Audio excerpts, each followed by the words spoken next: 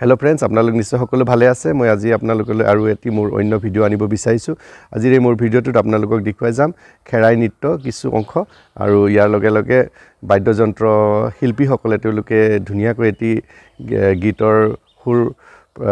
আমাক আগবঢ়াইছে এই গীতটো আপোনালোকক দেখুৱাই যাবলৈ চেষ্টা কৰিম আহকচোন আমি তেওঁলোকৰ নৃত্য পৰিবেশনলৈ আগবাঢ়ো আৰু যি সকলে মোৰ